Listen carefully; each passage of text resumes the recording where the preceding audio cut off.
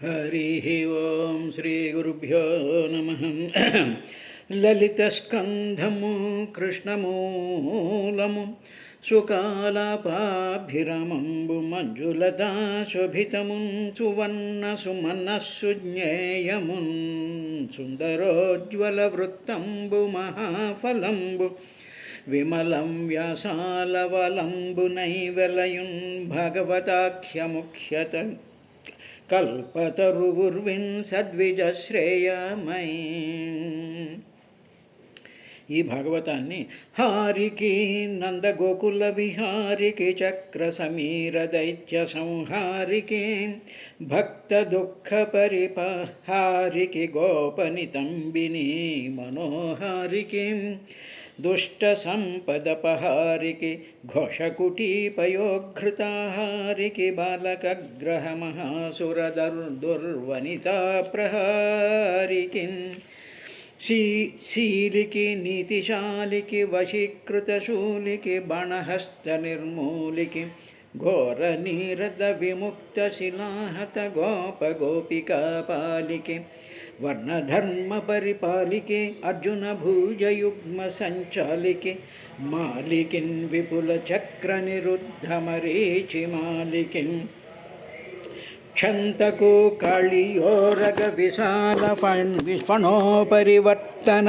క్రియానంతకు ఉల్లసన్మగధరాజ చతుర్విధ ఘోరవాహినీ హంతకు ఇంద్రనందన నియంతకు సర్వచరాచరావళీమంతకు నిర్జితేంద్రియ సమంచిత భక్తజనానుగంతకం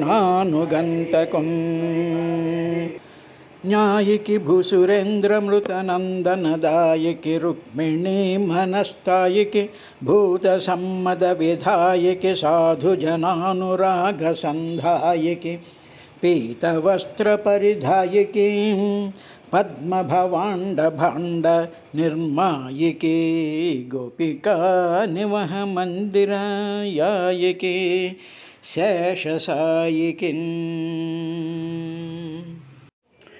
హరి ఓం శ్రీ గురుభ్యో నమః. సూర్యుడి యొక్క గమనం గురించి పరీక్షణ్ మహారాజుకి సుఖబ్రహ్మ చెప్తున్నాడయ్యా అని చెప్పి సూత మహర్షి సౌనికాది మహర్షులకి నైమిసారణ్యంలో సూర్యుడి యొక్క గమనాన్ని వివరించడం ప్రారంభించాడు. ఇందులో మనకి జ్యోతిషాస్త్రం ప్రకారం సూర్యుడి యొక్క గమనం ఏ విధంగా ఉంటుంది అని, సూర్యుడు కూడా గమనం చేస్తూ ఉంటాడు, భూమి కూడా గమనం చేస్తూ ఉంటుంది, సర్వ నక్షత్రాలు గ్రహాలు అన్నీ కూడా నిరంతరము తిరుగుతూనే ఉంటాయి. ఇలా తిరుగుతూ ఉండేటప్పుడు ఒక భూమి తిరుగుతూ ఉన్నప్పుడు, సూర్యుడు తిరుగుతూ ఉన్నప్పుడు, నక్షత్రాలు తిరుగుతూ ఉన్నప్పుడు ఈ కంటిన్యూస్ మూమెంట్ అనేక రకాలైనటువంటి దృశ్యాలను మనకు కనిపించేటట్టు చేస్తూ ఉంటుంది. అంటే రిలేటివ్ మోషన్ మనకి కనిపిస్తూ ఉంటుంది. దానిని బట్టి ఈ భూమండలంలో ఉండేటువంటి సకల జీవుల యొక్క గమనాలు, వాళ్ళ యొక్క స్థితిగతులు అన్నీ కూడా అవగతం అవుతూ ఉంటాయి. దీనికి సంబంధించినటువంటి శాస్త్రం అంతటినీ కూడా జ్యోతిష్ శాస్త్రము అనేటువంటి విషయాన్ని పెద్దలు చెప్తూ ఉంటారు. ఇప్పుడు సుఖబ్రహ్మ పరీక్షణ్ మహారాజుతో యదా మేష తులయోర్వర్తతే తత్ అహోరాత్రాణి సమానాని భవంతి యదా వృషభాదిషు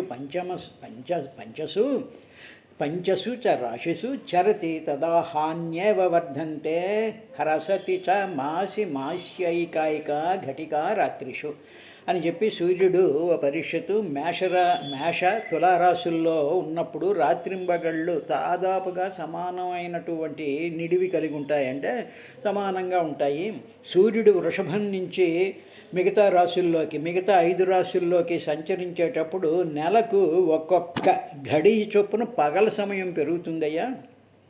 సూర్యుడు వృషభ రాశిలో నుంచి మిగతా 5 రాశుల్లోకి ప్రయాణం చేస్తూ ఉండేటువంటి సందర్భంలో ఒక్కొక్క ఘడియ, అంటే ఘడియ అనేటువంటి దాన్ని 20 మన లెక్క ప్రకారం 24 నిమిషాలు చొప్పున పగలు సమయం పెరిగి రాత్రి సమయం తగ్గుతూ ఉంటుంది. అంటే ఏమిటన్నమాట, సూర్యుడి నుంచి భూమి యొక్క గమనం సూర్యుడి యొక్క గమనాన్ని బట్టి మన ఆకాశంలో చూస్తూ ఉండేటువంటి ఈ 27 నక్షత్రాల యొక్క డిస్ట్రిబ్యూషన్లో ఉండేటువంటి ఆ రాశులలో, అంటే ఆ పరిధుల్లో సూర్యుడు తిరుగుతూ ఉండేటువంటి సందర్భంలో భూమి మీద మనకి ఈ విధంగా కనిపిస్తూ ఉంటుంది. దీనిని బట్టి సూర్యుడు ఎక్కడ తిరుగుతున్నాడు, ఏ రాశిలో ఉన్నాడు అనేటువంటి విశేషాన్ని మామూలుగా జ్యోతిష్ శాస్త్రంలో పెద్దలు క్యాలిక్యులేట్ చెప్తూ ఉంటారు. యదా వృశ్చికాదిషు పంచసు వర్తతే తదా అహోరాత్రాణి విపర్యాయిని భవంతి.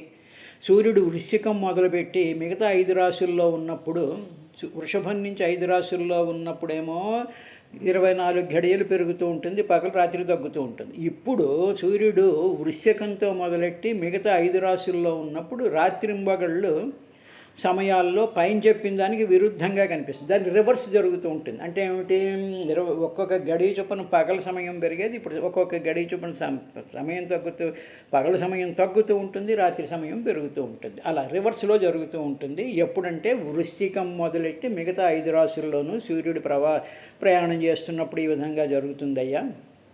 తరువాత ఇంకా ఏంటంటే యావత్ దక్షిణాయనమః అని వర్ధంతే యావదుదగాయనం రాత్రయ. యావత్ దక్షిణాయనం వచ్చేంత వరకు కూడా అహాని అంటే అంటే పగలన్నమాట. అహాని పగళ్ళు వర్ధంతే పెరుగుతూ ఉంటాయి. దక్షిణాయనం వచ్చేంత వరకు కూడా పగళ్ళు పెరుగుతూ ఉంటాయి. యావత్ ఉదయగాయనం పెరుగుతాయి. ఉత్తరాయణం వచ్చేంత వరకు రాత్రులు పెరుగుతూ ఉంటాయి. మామూలుగా మనం చూస్తూనే ఉన్నటువంటి ఈ ఉత్తరాయణ దక్షిణాయనంలో పగలు పెరగడం రాత్రి తరగడం, తర్వాత పగలు తగ్గడం రాత్రి పెరగడం అనేటువంటిది సూర్యుడి యొక్క ఉత్తరాయణం దక్షిణాయన గమనాల్లో జరుగుతూ ఉంటుంది. ఈ విధంగా ఏవం 9,51,00,000 యోజనానాం మానసోత్తరగిరి పరివర్తనస్యోపదిశంతి తస్మై నైంద్రీం పురీం పూర్వస్మాన్ మేరో దేవధానీం నామ దక్షిణతో యామ్యాం సంయమనీం నామ దారుణీం విమ్లోచనీం నామ ఉత్తరతః సౌమ్యాం విభావరీం నామ తాసుదాయ మధ్యాహ్నస్తమయ నిషీధానీతి భూతానాం ప్రవృత్తి నివృత్తి నిమిత్తాని సమయ విశేషేణ మేరోశ్చతుర్దశం అని. ఇప్పుడు సూర్యుడు, మనం చూస్తున్నటువంటి సూర్యుడు ఉన్నాడే, ఈ సూర్యుడి కథ ఇక్కడికి అయిన తర్వాత ఆ పెద్ద సూర్యుడు ఉన్నాడే, ఆ సూర్యుడు మానసోత్తర పర్వతం చుట్టూ తిరిగేటువంటి దూరం, ఆ మానసోత్తర పర్వతం ఉంది. ఆ మానసోత్తర పర్వతం చుట్టి అక్కడ ఉండేటువంటి సూర్యుడు, ఆ సూర్యుడే తిరుగుతూ ఉన్నది.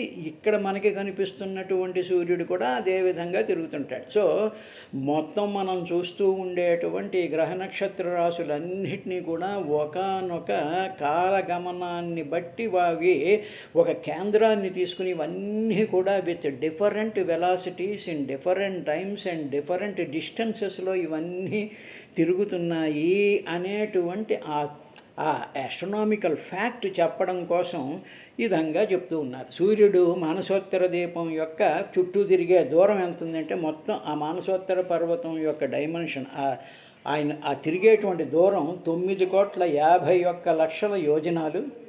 ఆ పర్వతంలో మేరు పర్వతానికి, ఈ పర్వతానికి మేరు పర్వతానికి తూర్పుగా, అంటే ఈ మానసోత్తర పర్వతం మేరు పర్వతం ఉంది, ఈ మేరు పర్వతానికి తూర్పుగా దేవధాని అనే ఇంద్రుని నగరం ఉంది.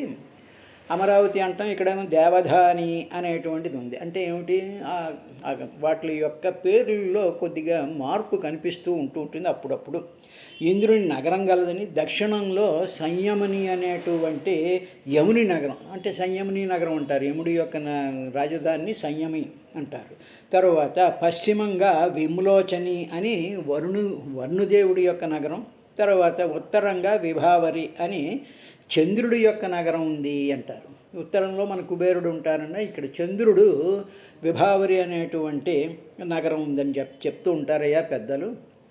ఈ ఈ ఈ పేర్లలో కొన్ని కొన్ని కొన్ని కొన్ని డిఫరెంట్గా కొన్ని ఉంటూ ఉంటాయి. పురాణాల్లో కూడా ఈ డిఫరెన్సెస్ కనిపిస్తూ ఉంటాయి. ఏదేమైనా సరే ఈ 4 దిక్కుల్లో కూడా నలుగురు దేవతల యొక్క ప్రధానమైనటువంటి రాజధాని నగరాలు ఉన్నాయి.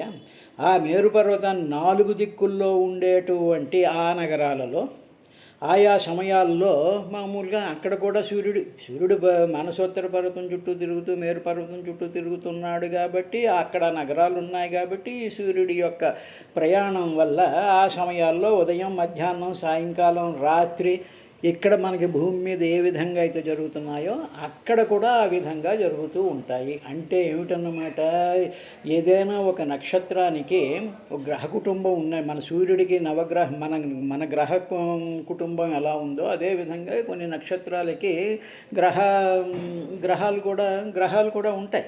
కొన్నిటికి ఉంటాయి, కొన్నిటికి ఎక్కువ ఉంటాయి, కొన్నిటికి తక్కువ ఉంటాయి. ఇట్ ఆల్ డిపెండ్స్ అన్నమాట. అలాగే ఉండేటువంటి గ్రహాలలో ఆ నక్షత్రం అక్కడ తిరుగుతూ ఉండేటప్పటికి అక్కడ కూడా ఉదయం, మధ్యాహ్నం, సాయంకాలం, రాత్రి అనేటువంటి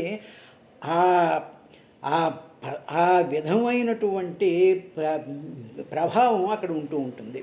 కాబట్టి ఈ ప్రభావం అంతా ఉదయం, సాయంత్రం, మధ్యాహ్నం, రాత్రి అనేటువంటిది దేనివల్ల వస్తుంది అంటే, ఒకటి సూర్యుడు తిరగడం వల్ల, 2 గ్రహాలు తిరగడం వల్ల, ఈ గ్రహం తిరుగుతూ ఉండడం వల్ల, వీటిని బట్టే కాకుండా ఈ 2 జ్యోతిష్ మండలం చుట్టూ, మేరుపర్వతం చుట్టూ తిరుగుతూ ఉండడం వల్ల ఇలాగ రకరకాలైనటువంటి ఈ మోషన్స్ వల్ల ఈ రకాలైనటువంటి వేళలు మనకి కనిపిస్తూ ఉంటాయి. ఈ వేళల్ని బట్టే సమస్తమైనటువంటి జీవుల యొక్క జీవన విధానాలు కూడా ఉంటాయి. ఉదాహరణకి ఉదయం అయిందనుకోండి, అంటే ఏం చేస్తాం, సమస్త జీవులు లేస్తాయిగా, నిద్రలేస్తాయిగా. ఆ తర్వాత మిగతా మధ్యాహ్నం అయ్యేటప్పటికి ఏదో భోజనాలైనా ఇవన్నీ చేస్తుంటే సాయంకాలం అనేటప్పటికి మళ్ళీ వెనక్కి వస్తూ ఉంటారుగా. ఆ తర్వాత రాత్రి అంటే నిద్రపోతూ ఉంటారుగా. ఈ ఆస్పెక్ట్స్ అన్నీ ఎందువల్ల కలుగుతున్నాయంటే, గ్రహాలు, సూర్యుడు, తర్వాత నక్షత్రాలు ఇవన్నీ కూడా తిరుగుతూ ఉండడం వల్ల, ఈ కాలం ఈ విధంగా పరిభ్రమిస్తూ ఉండడం వల్ల వాటి యొక్క ఎఫెక్ట్ మానవుల మీద పడుతూ ఉంటుంది. కానీ మనం ఏమనుకుంటామంటే, నేను పొద్దున్న లేచాను, వీడేదో పెద్ద పోటుగా వెళ్ళాలి, వీడి చేతిలో ఏదో ఉదయం ఉన్నట్టు, మధ్యాహ్నం ఉన్నట్టు, ఆ ఉదయాస్తమయాలు, మధ్యాహ్నము, సాయంత్రాలు ఉండేటువంటి కాలమే ఈ సమస్త మనుషుల చేత, సమస్త జీవుల చేత ఆయా పనులను చేయించేటువంటి విధంగా మన బయలాజికల్ సిస్టమ్స్ ఆర్ డిజైన్డ్. ఇది మనం మర్చిపోకూడదు. కాబట్టి ఈ కథ అంతా ఎందుకు చెప్తున్నారంటే, యూజ్లెస్ ఫెలోస్, ఈ డిజైన్ ప్రకారం మీరందరూ నడుస్తున్నారు తప్ప మీ ఇష్టం వచ్చినట్టు నడిచేటువంటి వ్యవహారం కాదు అని చెప్పడం. ఇది అయిన తర్వాత తత్రత్యానాం దివస మధ్యంగత ఏవ సదా ఆదిత్యస్తపతి సవ్యేనాచలం దక్షిణేన కరోతి. తర్వాత మేరుపర్వతం ఉందని ప్రాణులకు, మేరుపర్వతం ప్రాంతంలో ప్రాణులు ఉంటాయిగా. ఆ కాలంలో మధ్యాహ్నం అందు మేరుపర్వత ప్రాంతంలో ఉండేటువంటి నక్షత్రాలుగా ఆనుకుని నక్షత్రాల చుట్టూ తిరిగేటువంటి ఆయా గ్రహాలలో సూర్యుడు మధ్యాహ్నం బాగా తప్పిస్తూ ఉంటాడు. అదేవిధంగా మనకి కూడా ఇక్కడ మధ్యాహ్నం సూర్యుడు బాగా తాపం ఎక్కువ ఉంటుంది. ఆ సూర్యుడు పర్వతం వైపు, తనకు ఎడం వైపు ఉన్నట్లుగా తిరుగుతున్నాడు. సూర్యుడు తిరుగుతూ ఉన్నప్పుడు తనకి ఎడం వైపు మేరుపర్వతం ఉంది అనుకుని తిరుగుతున్న కుడివైపు ఉన్నట్లుగా కనిపిస్తూ ఉంటాడు, కుడివైపుకు తిరుగుతున్నట్టుగా కనిపిస్తూ ఉంటాడు. అదేవిధంగా ఇప్పుడు మనకేమిటంటే, మన భూమి పడమర నుంచి తూర్పుకు తిరుగుతూ ఉండడం మూలంగా మనకేమో తూర్పున ఉదయం వస్తున్నట్టు, సాయంత్రం ఏమో అస్తమిస్తున్నట్టు కనిపిస్తూ ఉంటుంది. ఈ విధంగా అంటే ఫ్రమ్ లెఫ్ట్ టు రైట్ తిరుగుతూ ఉండడం మూలంగా ఉదయమేమో సూర్యుడు తూర్పున ఉదయిస్తున్నట్టు, పడమరన అస్తమిస్తున్నట్టు కనిపిస్తుంది అనేటువంటి విషయం అక్కడ కూడా కామన్గానే ఉంది. అయిన తర్వాత యత్రోదేతి తస్యః సమాన సూత్ర నిపాతే నిమ్లోచతి యత్ర క్వచన స్యందనేభితపతి తస్య హైష సమాన సూత్ర నిపాతే ప్రస్వాపయతి తత్ర గతం న పశ్యంతి ఏ తం సమనుపశ్యేరన్. ఏ నగరంలో అయితే సూర్యుడు ఉదయిస్తున్నాడో, ఇప్పుడు మనకి ప్రజెంట్ డే మనకు అన్నీ మనకి తెలిసినటువంటి విశేషాన్ని చెప్తున్నాడు. ఇప్పుడు ఇక్కడ మనకి ఏదో హైదరాబాద్లో మనకి ఇప్పుడు సూర్యుడు ఈ టైం ఏందనుకోండి, ఎగ్జాక్ట్కి దానికి ఆపోజిట్గా ఉండేటువంటి అక్షాంశం మీద 24 గంటలు అక్కడ రాత్రి అవుతూ ఉంటుంది కదా. ఆ విషయాన్నే చెప్తూ, ఏ నగరంలో అయితే సూర్యుడు ఉదయిస్తున్నాడో ఆ నగరానికి తిన్నగా రేఖకి అవతల వైపు, అంటే ఈ అక్షాంశానికి ఎగ్జాక్ట్లీ 180 డిగ్రీస్కి ఆపోజిట్గా ఉండేటువంటి నగరంలో సూర్యుడు అస్తమిస్తున్నట్లు కనిపిస్తాడు. ఇక్కడ ఉదయిస్తున్నాడు అంటే అక్కడ అస్తమిస్తూ ఉంటాడయ్యా. ఏ నగరంలో సూర్యుడు బాగా ఎండగాస్తూ ఉంటాడో దానికి సరిగ్గా అవతల వైపు జనులు అర్ధరాత్రి నిద్రిస్తూ ఉంటారు. తర్వాత సరిగ్గా దానికి ఆపోజిట్ అనమాట, అంటే ఎగ్జాక్ట్లీ 180 డిగ్రీస్ ఇదిగా కానీ మన అక్షాలు తీసుకున్నట్లయితే ఆ విధంగా ఉంటూ ఉంటుంది. ఒక కాలంలో సూర్యుడు ఒక నగరంలో ఉదయం నుండి సాయంకాలం వరకు చక్కగా కనిపిస్తూ ఉంటాడు. కానీ అదే సూర్యుడు ఆ నగరానికి తిన్నగా అవతల వైపు ఉండేటప్పుడు అక్కడ చీకటి వచ్చే సూర్యుడు కనిపించకుండా పోతాడు. ఇది మామూలుగా ఇప్పుడు మనకు అందరికీ అవగతం అయినటువంటి విశేషమే కదా. కాబట్టి ఇదంతా కూడా దేనివల్ల వస్తోంది అంటే భూమి యొక్క గమనం వల్ల, సూర్యుడి యొక్క గమనం వల్ల, ఇవన్నీ కూడా గెలాక్సీల యొక్క గమనం వల్ల, ఇవన్నీ కూడా ధ్రువ నక్షత్రానికి చుట్టూ ఇరుసుగా చేసుకుని ఈ బ్రహ్మాండ మండలాలన్నీ కూడా ఈ విధంగా తిరుగుతూ ఉండడం, తర్వాత వీటి యొక్క ఆకారాలని బట్టి ఈ విధమైనటువంటి ఉదయాస్తమయాలు కలుపుతూ ఉంటాయి. అందువల్ల మనం ఏంటంటే మనం ఏమనుకుంటాం, నేను మేల్కొన్నాను కాబట్టి అక్కడ మనకి ఎగ్జాక్ట్గా ఆపోజిట్ ఖండంలో ఉండేటువంటి వాడు నిద్రపోడు ఇలాగ కాదు. అంటే ఏమిటన్నమాట, దీని అర్థం ఏమిటి అంటే, దీంట్లో వేదాంత భావం ఏమిటి అంటే, ఏ ఒక్కటి కూడా మన కంట్రోల్లో లేదు.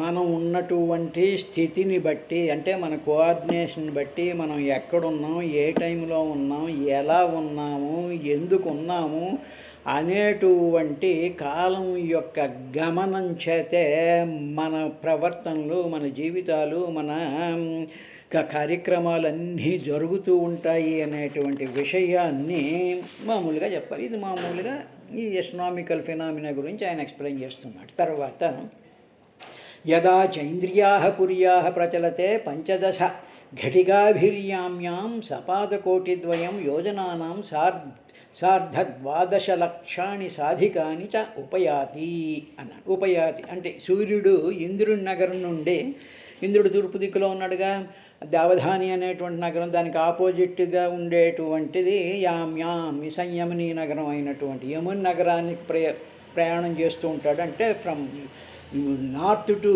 మన భూమండలంలో చూసినట్లయితే ఫ్రమ్ నార్త్ టు సౌత్ ప్రయాణించేటువంటి సమయంలో 15 గడియలలో 2,37,75,000 యోజనాలు దూరం ప్రయాణం చేస్తాడట. అంటే ఏమిటి, 15 గడియలు, గడియ అంటే 24 నిమిషాలు, 15 × 24 అంటే ఏమిటి, అరగంట వేసుకోండి. 15 అంటే 7:30 గంటల్లో సూర్యుడు ఉత్తరం నుంచి దక్షిణం వైపుకి ప్రయాణం చేసేటువంటి దూరం ఎంత అంటే 2,37,75,000 యోజనాల దూరాన్ని ప్రయాణం చేస్తూ ఉంటాడట. ఇది మన వాళ్ళు క్యాలిక్యులేట్ చేసి చెప్పినటువంటిది. అంటే మామూలుగా మన సూర్యుడు తూర్పు నుంచి డైరెక్ట్గా ఏకంగా ఒకే దాంట్లోకి వచ్చేసేసి స్ట్రైట్ లైన్లో తూర్పు పడమరల కింద రాడు. ఎప్పుడు కూడా సూర్యుడు గమనించినట్లయితే మొట్టమొదట సూర్యుడు పశ్చిమానికి వెళ్తూ ఉండేటువంటి సందర్భంలో కొంచెం ఉత్తరం వైపు నుంచి ప్రయాణం చేసి పడమర వైపుకి వస్తూ ఉంటాడు. ఒక్కొక్కసారి తూర్పు నుంచి ప్రయాణం చేసి దక్షిణం వైపు నుంచి పడమర వైపుకి వస్తూ ఉంటాడు. కాబట్టి ఈ సూర్యుడి యొక్క గమనం ఈ 4 దిక్కుల్లోనూ కూడా ఈ గమనం ఉంటూ ఉంటుంది. అది దీంట్లో చెప్పవలసినటువంటి విశేషం. ఏవం తతో వారుణీం సౌమ్యాం ఐంద్రీం చ పునస్తధాన్యే చ గ్రహ సామాదయో నక్షత్రైః సహ జ్యోతిశ్చక్రే సమభ్యుద్యంతి సహ వా నిమ్లోచంతి. ఇదే విధంగా సూర్యుడు యమున్ నగరం నుండి వర్ణుని నగరానికి, అంటే దక్షిణం టు పడమర వైపుకి, అక్కడి నుండి మళ్ళీ ఉత్తరం వైపుకి ప్రయాణించేటువంటి సందర్భంలో ఈ విధంగా చంద్రుడు మొదలైనటువంటి ఇతర గ్రహాలు కూడా నక్షత్ర మండలంలో నక్షత్రంతో పాటుగా ఇప్పుడు మనం ఏమిటి సూర్యుడు ఉదయిస్తున్నాడు, సూర్యుడు అస్తమిస్తున్నాడు అనేటువంటి విషయాన్నే గమనిస్తున్నాం. కానీ ఈ ఉత్తర దక్షిణాలుగా, తూర్పు పడమరలుగా సూర్యుడు గమనం, అదేవిధంగా భూమి యొక్క గమనం ఉండడం చేత మనకి నక్షత్రాలు కూడా ఆ విధంగానే ఉదయించడం, నక్షత్రాలు కూడా ఉదయిస్తూ ఉంటాయి, నక్షత్రాలు కూడా అస్తమిస్తూ ఉంటాయి, నక్షత్రాలు కూడా ఉత్తర దక్షిణ దిక్కులుగా ప్రయాణం చేస్తూ ఉంటాయి. కాబట్టి మనం ఏంటంటే సూర్యుడినే చూస్తున్నాం, కానీ నక్షత్రాలను కూడా చూసినట్లయితే మనకు చాలా క్లియర్గా తెలుస్తూ ఉంటుంది. ఉదాహరణ సప్తఋషి మండలం ఉందనుకోండి, తూర్పు నుంచి చూసేటప్పుడు ఒక చోటకు ఉంటుంది, మళ్ళీ రాత్రి 10, 12 చూసేటప్పటికి మళ్ళీ సరిగ్గా అది మన నెత్తి మీదకి వచ్చినట్టుగా అనిపిస్తుంది. ఆ విధంగా నక్షత్ర మండలాలు కూడా తిరుగుతూ ఉంటాయి, సూర్యుడు తిరుగుతూ ఉంటాడు, భూమి తిరుగుతూ ఉంటుంది. ఇప్పుడు భూమి తిరుగుతోంది కాబట్టి ఇలా కనిపిస్తోంది అని మనకు అనిపిస్తూ ఉంటుంది. కానీ భూమి తిరుగుతుంది, నక్షత్రాలు తిరుగుతున్నాయి, సూర్యుడు తిరుగుతున్నాడు. ఎటొచ్చి వాటి యొక్క వేగంలో తేడాలు ఉండడం వల్ల స్టేబుల్గా ఉండేటువంటి నక్షత్రాలు తిరుగుతున్నట్టుగా కనిపించడానికి కారణం ఏంటంటే భూమి యొక్క, సూర్యుడి యొక్క గమనాలని బట్టి నక్షత్రాలు కూడా అంత దూరంలో ఉండేటువంటి నక్షత్రాలు స్టేబుల్గా ఉన్నట్టే కనిపిస్తాయి. కానీ అవి కూడా తిరుగుతూ ఉంటాయి. భూమి తిరగడం వల్ల అవి కూడా తిరుగుతాయి అనేటువంటి కన్క్లూజన్ మనం చేసుకోవాలి. ఇది అయిన తర్వాత ఏవం ముహూర్తేన 4,00,000 శతాధికాని సౌరోరథ స్త్రయీమయోసౌ చతస్రుషు పరివర్తతే పురీషు. ఈ విధంగా సూర్యుడు ఈ వేదాత్మకమైనటువంటి రథం ఉంది. ఇప్పుడు ఇక్కడ ఏం చెప్పారు అంటే ఏవం ఆసౌ ఈ త్రయీమయీ సౌరహ రథ అని ఒక మాట. సూర్యుడి యొక్క రథం ఏమిటంటే వేదాత్మకమైనటువంటి రథము అన్నాడు. రథం అంటే మామూలుగా ఏమిటి, ఏదో సూర్యుడికి ఏకచక్ర రథం అంటాం కాబట్టి సరే, రథాలు అంటే 2 చక్రాలు ఉంటాయి, 4 చక్రాలు ఉంటాయి, ఇలా చక్రాలతో ఉంటాయి. కానీ ఇప్పుడు ఈ సూర్యుడికి ఉండేటువంటి ఆ రథం ఏమిటంటే వేదాత్మకం. వేదం అంటే జ్ఞానం కాబట్టి ఈ సమస్తమైనటువంటి సృష్టి కూడా, సృష్టిలో జరుగుతూ ఉండేటువంటి ప్రతిదీ కూడా వేదాత్మకం, జ్ఞానంతోనే జరుగుతుంది. ఈ కాన్సెప్ట్ చాలా అద్భుతమైనటువంటి కాన్సెప్టు. మనం కదులుతున్నాము అంటే మనం ఉదాహరణకి మన శరీరంలో రక్తం కదులుతోందిగా, రక్తం ప్రవహిస్తోందిగా, ప్రవహిస్తూ ఉండేటువంటి రక్తం ఎలా ప్రవహిస్తోంది అంటే వేదాత్మకంగా ప్రవహిస్తుంది, అంటే జ్ఞానపూర్వకంగా ప్రవహిస్తుంది. జ్ఞానం దాన్ని డ్రైవ్ చేస్తుంది. అంటే ఆ నాళంలో నుంచి ఆ రక్తం అనేటువంటి ఆ జడ పదార్థంలో ఒక ఇంటెలిజెన్స్ ఉంది. ఆ ఇంటెలిజెన్స్ ఏం చేస్తుంది అంటే ఈ నాళం గుండా ఓ రక్తమా నువ్వు ప్రవహించు అని చెప్పి ఆ జ్ఞానం, ఆ తెలివి, ఆ కాన్షియస్నెస్ దాన్ని డ్రైవ్ చేస్తూ ఉంటుంది. కాబట్టి మనం ఏమనుకుంటూ ఉంటామంటే పదార్థాలే, సూర్యుడు అనేటువంటి ఒక జడ పదార్థం కదులుతోంది అనుకుంటాం. కానీ ఆ జడ పదార్థం కదలడానికి దాంట్లోనే ఒక ఇంటెలిజెన్స్ ఉంది, ఒక సంకల్పం ఉంది, ఒక సత్యం ఉంది, ఒక శక్తి ఉంది. ఆ శక్తి వేదాత్మకమైనటువంటి శక్తి. అందువల్ల ఏమన్నారు అంటే సౌరో రథస్త్రయీమయోసౌ చతుస్సుష్ పరివర్తతే పురీషు.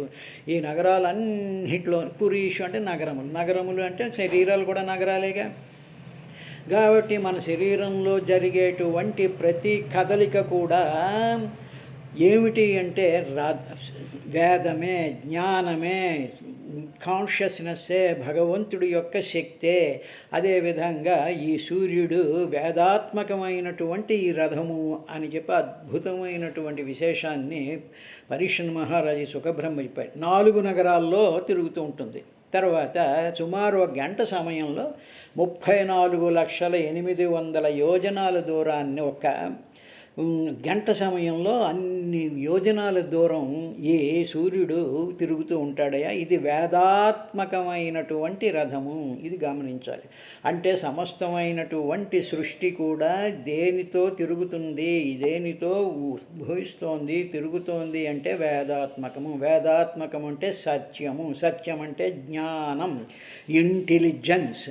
ఆ ఇంటెలిజెన్స్ ఉండడం వల్లే ఇవన్నీ తిరుగుతూ ఉన్నాయి. ఇంటెలిజెన్స్కి ఏమిటంటే జ్ఞానానికి శక్తి ఉంది కదా. జ్ఞానం, knowledge has got the power.